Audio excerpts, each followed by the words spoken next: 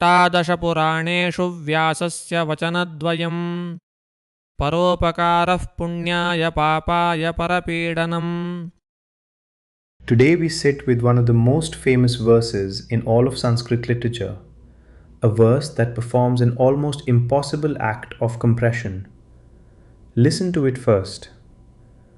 Ashtadasha Puraneshu Vyasasya Vachanadvayam Paropakarha Punyaya Papaya Parapidanam. In all the 18 Puranas, the sage Vyasa really says only two things.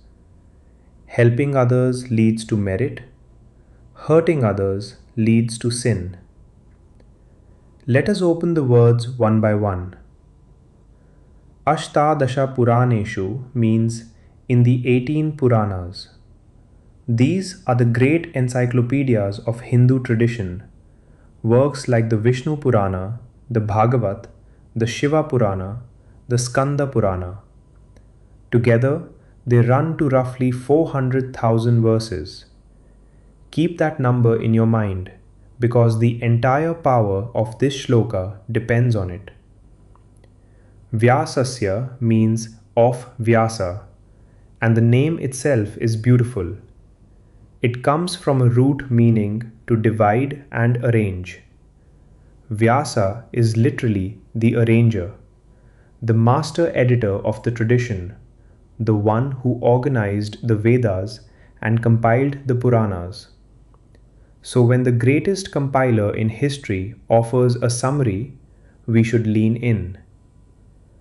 Vachanadvayam means just a pair of statements. Vachana comes from the root vach, to speak, the same ancient root that gives us the English word voice. And then the two statements themselves. Paropakara, help given to others, from upa and the root kri, meaning to act towards someone, to draw near and be of service. Punyaya, for merit, toward merit. Papaya, for sin, toward sin. And parapidanam, the tormenting of others, from the root pid, which literally means to squeeze or to press, the way one presses sugarcane. Notice something subtle in the grammar. The verse does not say helping others is merit. It uses the dative case, the case of purpose and destination. Helping others leads toward merit. Harming others travels toward sin. Merit and sin are not labels stamped on actions. They are trajectories.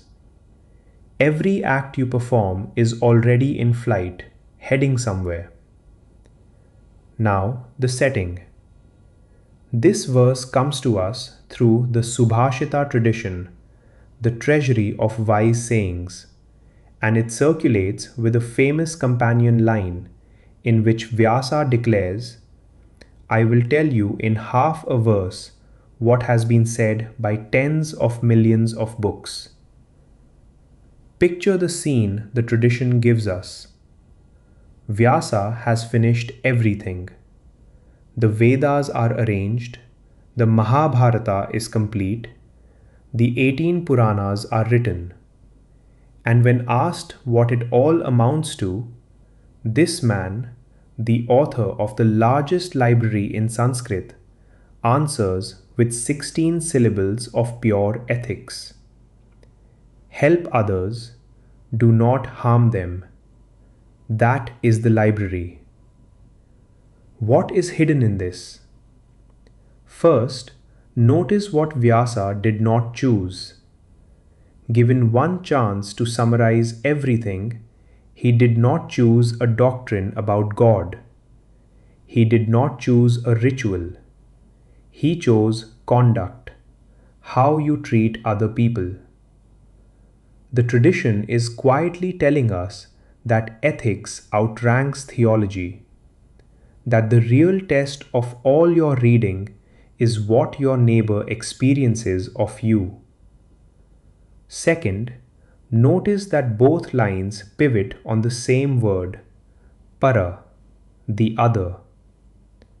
Merit and sin are both defined at the boundary where your life touches another life.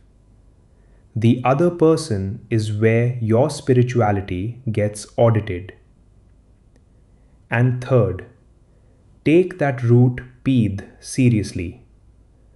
Harm means pressure, squeezing. You do not need to strike anyone to fall into papa. You only need to press with impatience, with humiliation, with unfair demands, with help withheld when it would have cost you nothing. And likewise, the bar for upakara is wonderfully low. A kind word, a timely introduction, 10 minutes of real attention, all of it counts. This insight is not unique to India, and that is exactly what makes it precious.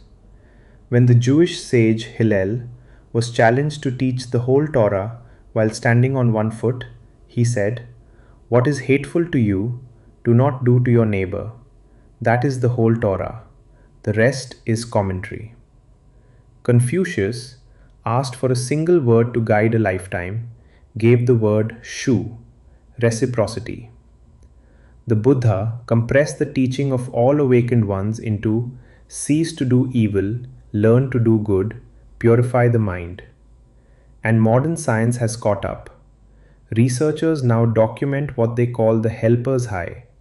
People who spend money on others and volunteer their time show measurably higher well-being, lower depression, even longer lives. Meanwhile, studies of moral injury show that causing harm damages the one who causes it. Papaya para pedanam is not superstition, it is psychology. So how do we live this verse starting today? First, carry 3 questions. Where in my life am I applying pressure, and who experiences me as a squeeze rather than a support? Second, if someone judged me only by my behavior toward others this week, ignoring everything I know and believe, what teaching would they say I follow? Third, which direction did my last 10 ordinary interactions point? Toward punya or toward papa? And here is a simple practice. Call it the 2-line ledger. Every night before sleep, review your day against only 2 columns. One instance where you made something lighter or better for another person. One instance where you applied pressure. No excuses, no drama, just Vyasa's 2 categories. Then set one small specific act of upakara for tomorrow. Do this for 2 weeks and you will feel the question of your day shift from "What did I get?" to "Which way did the needle move?"